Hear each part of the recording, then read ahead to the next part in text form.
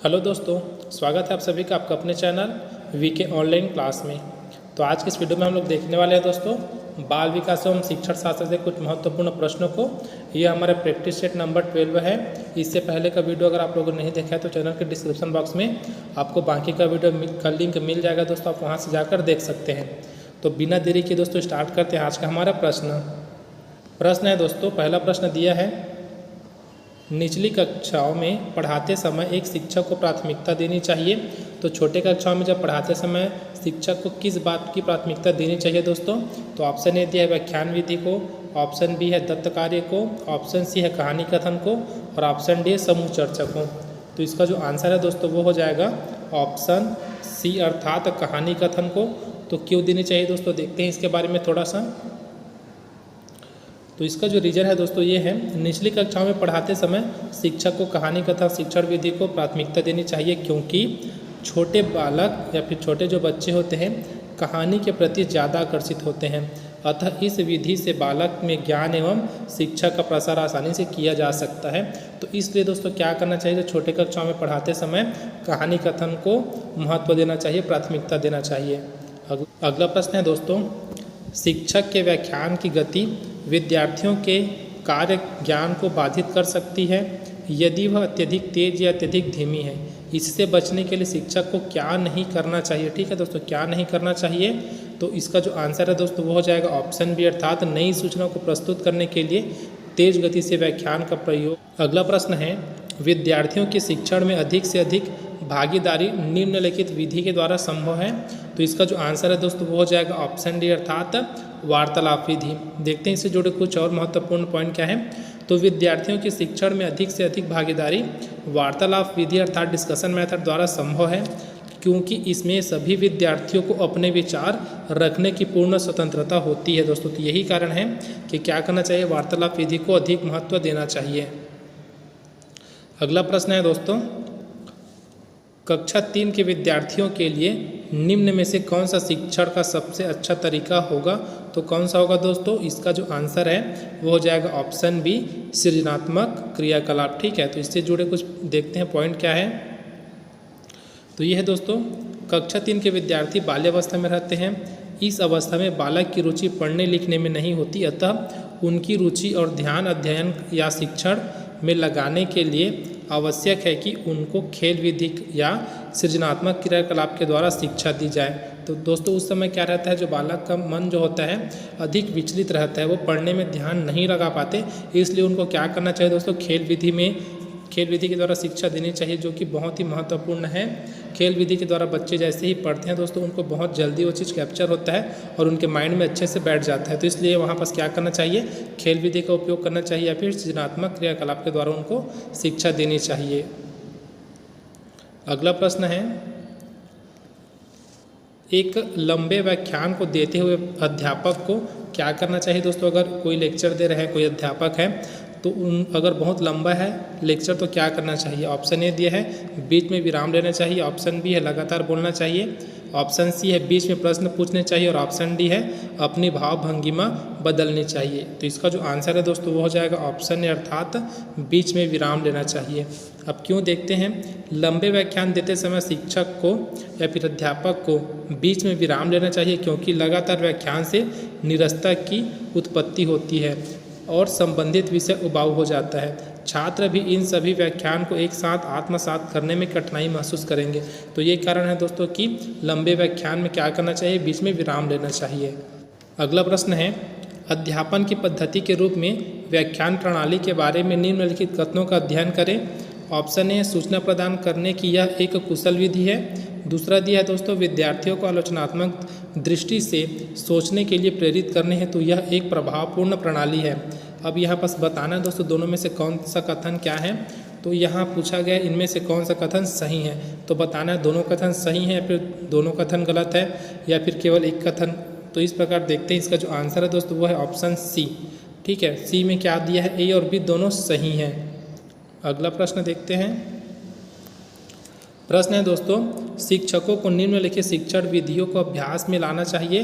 तो किनको लाना चाहिए दोस्तों? ऑप्शन ए दिया है भाषण विधि, ऑप्शन बी अंतःक्रियात्मक विधि, ऑप्शन सी है वर्णात्मक और ऑप्शन डी उपरोक्त में से कोई नहीं।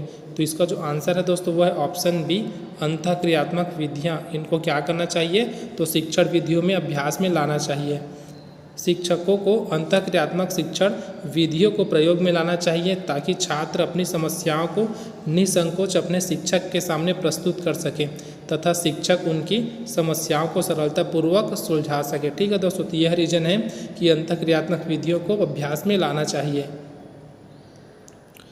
अगला प्रश्न है, आपके द्वारा पूछे गए प्रश्न का विद्यार्थी गलत उत्तर देता है तो आप, ठीक है दोस्तों, क्या करेंगे ये बताना है। तो इसका जो आंसर है दोस्तों वो हो जाएगा ऑप्शन सी, अर्थात किसी दूसरे विद्यार्थी को उत्तर देने के लिए कहेंगे। देखते हैं इसके बारे में कुछ फैक्ट। जैसे दिया है, कक्षा में पूछे गए सवाल का उत्तर किसी छात्र द्वारा गलत बताने पर उसी प्रश्न को दूसरे छात्र से पूछा जाना चाहिए, क्योंकि अन्य छात्र द्वारा सही उत्तर सुनने पर छात्र उसे आसानी से याद कर लेगा। गलत उत्तर पर दंड देने से छात्र में कुंठा की भावना का विकास हो सकता है और यह अंतर्मुखी हो सकता है। ठीक है दोस्तों, तो क्या होता है, जब आपके द्वारा कोई प्रश्न पूछा जाता है और वो कोई बालक नहीं बता पाता तो दूसरे को पूछिए, अगर वो बता पाता है तो जो पहले वाला है उसको बहुत आसानी से समझ में आ जाएगा। यही यहाँ पास बताया गया है। देखते हैं अगले प्रश्न को। प्रश्न दिया है, निम्नलिखित में से कौन सा पुनर्बलन का उदाहरण है। तो कौन सा पुनर्बलन का उदाहरण है दोस्तों, तो इसका जो आंसर है वो है ऑप्शन डी, सुनील तुमने सही कहा। तो ये क्या है दोस्तों, पुनर्बलन का उदाहरण है। इसमें दिया है दोस्तों, सुनील तुमने सही उत्तर दिया। इस वाक्य में सुदृढ़करण या संबलन का उदाहरण दिया गया है क्योंकि सुनील का उत्तर सही एवं दृढ़ कथन है। ठीक है दोस्तों, देखते हैं अब अगला प्रश्न। प्रश्न है, कक्षा में प्रभावी व्याख्यान देते समय एक अध्यापक, ठीक है, तो इसका जो आंसर दिया है ऑप्शन बी है, तो एक अध्यापक सार्थक शारीरिक हाव भाव को समावेशित करता है। ठीक है दोस्तों, क्या है, एक कक्षा में प्रभावी व्याख्यान देते समय एक अध्यापक सार्थक शारीरिक हाव भाव को समावेशित करता है। तो यहाँ पर दिया है, कक्षा में व्याख्यान देते समय अगर शिक्षक द्वारा सार्थक संकेतों का प्रयोग किया जाता है तो व्याख्यान और भी प्रभावशील हो जाता है। छात्रों से नेत्र संपर्क स्थापित करना तथा स्वरों आरोह व अवरोह का बदलाव करना शिक्षक की सामान्य विशेषता होती है। इसका मतलब है दोस्तों, अगर आप कुछ व्याख्यान दे रहे हैं तो व्याख्यान में जिस प्रकार के पात्र हैं आपको उसी प्रकार से थोड़ा सा अपना हाव भाव चेंज करना चाहिए ताकि विद्यार्थियों को अच्छे से समझ में आ सके वो सब चीज़। अगला प्रश्न है, प्राथमिक कक्षाओं में विषय वस्तु की निरस्तता दूर करने के लिए शिक्षक को उपयुक्त शिक्षण नीति का उपयोग करना चाहिए। वह है, तो कौन सा है दोस्तों, तो खेल और मनोरंजन नीति। ठीक है, अगला प्रश्न है दोस्तों, सीखने की खेल विधि उपयोगी है तो किस अवस्था में उपयोगी है दोस्तों। तो इसका जो आंसर हो जाएगा वो है ऑप्शन ए, बाल्यावस्था में। तो देखते हैं यहाँ, बाल्यावस्था की आयु 6 से 12 वर्ष में बालकों को सीखने के लिए खेल विधि सबसे उपयुक्त होती है, क्योंकि इस अवस्था में बालक के अंदर चंचलता की अधिकता, मन में अस्थिरता तथा समायोजन की भावना का अभाव पाया जाता है, जिससे उसमें अधिक कार्य बहुत ही मंद होता है। ठीक है दोस्तों, जो अधिकम कार्य है, ठीक है, यहाँ पर ध्यान दीजिएगा, अधिकम कार्य मतलब सीखने और सिखाने की प्रक्रिया अधिकम कहलाती है। तो यह प्रक्रिया दोस्तों बहुत ही क्या होती है, मंद होती है। तो खेल विधि के द्वारा बच्चों में अधिकम प्रक्रिया को तेजी किया जा सकता है। ठीक है, तो खेल खिला करके क्या कर सकते हैं, उनके सीखने सिखाने की जो प्रक्रिया है दोस्तों उनको तेज किया जा सकता है। अगला प्रश्न है, बच्चों में रुचि बनाए रखने के लिए आप कौन सी विधि का चयन करेंगे। तो इसका जो आंसर है दोस्तों वो है ऑप्शन डी हो जाएगा, बच्चों को स्वयं गतिविधि करने के लिए देंगे। तो बच्चे द्वारा स्वयं कार्य करने से उनमें रुचि का विकास होता है, क्योंकि इसमें बच्चों को कार्य करने की स्वतंत्रता होती है तथा उन्हें अलग अलग तरीकों का प्रयोग करने की भी स्वतंत्रता प्राप्त होती है।